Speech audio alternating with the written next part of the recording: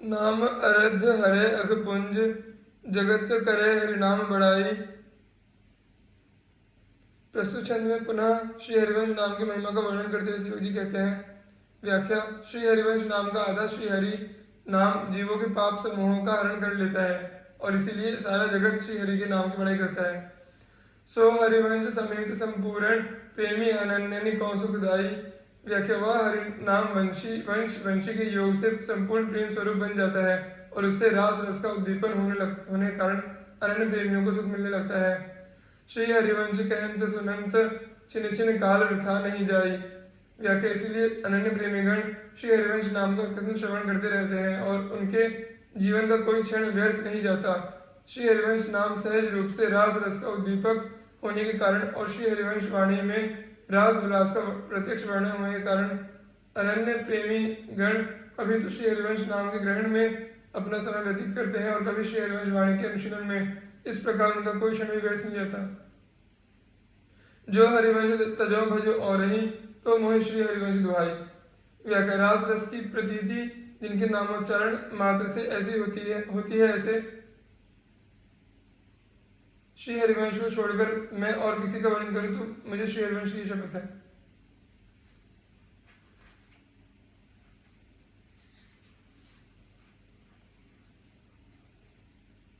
श्री हरिवंश सुप्राण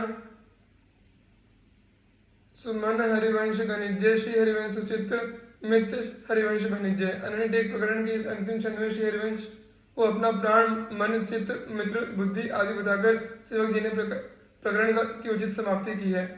व्याख्या। सेवक जी कहते हैं कि श्री हरिवंश को ही मेरे सुंदर प्राण और सुंदर मन मानना चाहिए तथा श्री हरिवंश को ही मेरा सुंदर चित्त एवं उसमें निवास करने वाला परम मित्र कहना चाहिए। श्री हरिवंश सुबुद्धि वरण हरिवंश नामजस, श्री हरिवंश प्रकाश वचन हरिवंश गिराजस। व्याख्या। श्री हरिवंश मेरी सुंदर बुद्धि है और उस बुद्धि के द्वारा मैं जो श्री हरिवंश नाम और यश का वर्णन करता हूँ वह भी श्री हरिवंश ही है।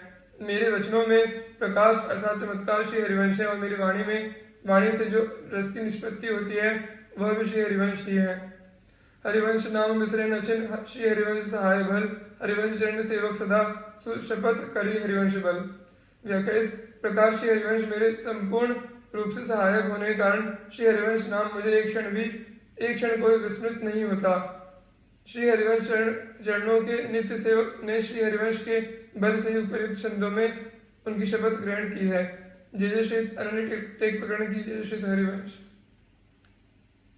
श्रीत अकृपा कृपा नवा प्रकरण।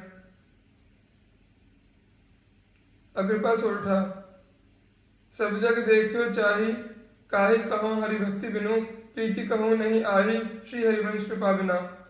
व्याख्या। सेवक जी कहते हैं मैंने संपूर्ण जगत को भली प्रकार परख कर देख लिया है। मैं यहाँ किसको श्री हरि की भक्ति से शून्य बताऊं। संसार में भक्ति अनेक उद्देश्यों से की जाती है, जैसे संतान के लिए, धन के लिए, मान प्रतिष्ठा के लिए आदि, और इस प्रकार की भक्ति करने वाले सभी लोग अपने भक्त मानते हैं ऐसा दूसरों से मनवाने जाते हैं। सेवक जी ऐसे लोग से निर्विरोध रहने के लिए उनको अभक्त कहने में संकोच कर रहे हैं, किंतु श्री हरिवंश की कृपा के बिना प्रीति कहीं नहीं दिखाई देती। सेवक जी का तात्पर्य यह है कि श्री हरिवंश जो प्रेम स्वरूप होने के कारण उनके द्वारा ही प्रेम का दान संभव है। गुप्त प्रीति को भंग संग प्रचुर अति देखियत, नाहिन उपजत रंग, श्री हरिवंश कृपा बिना। व्याख्या। रही सांसारिक जीवों की पारस्परिक प्रीति की बात तो उसमें एक दूसरे का संग तो बहुत अधिक दिखाई देता है, किंतु गुप्त प्रीति अर्थात अंदर की प्रीति का भंग रहता है। इस प्रकार गति में जो आनंद रंग नहीं उत्पन्न होता है उसका कारण श्री हरिवंश कृपा का अभाव ही है। यदि प्रेमावतार श्री हरिवंश कृपा होती तो उक्त प्रीति शुद्ध स्वार्थ की सीमाओं में से निकलकर निष्काम बन गई होती और उसमें सुख की तरंगे उठने लगती। मुख वर्णत रस रीति प्रीति चित्त नहीं आवई, चाहत सब जगह कीर्ति, श्री हरिवंश कृपा बिना। व्याख्या। अब उपासकों में दम्भ का वर्णन करते हुए सेवक जी कहते हैं कि ये लोग चित्त में प्रीति का प्रकाश हुए बिना ही मुख से रस रीति का वर्णन करने लगते हैं। यदि कोई यह पूछे कि ये लोग प्रीति के बिना ऐसी सरस बातें कैसे कह लेते हैं, इसके उत्तर में सेवक जी कहते हैं कि इन लोगों का एकमात्र उद्देश्य अपनी रसिकता की कीर्ति को संसार में फैलाने का होता है और उनके मन और उनकी वाणी में यह अंतर श्री हरिवंश कृपा के बिना ही होता है।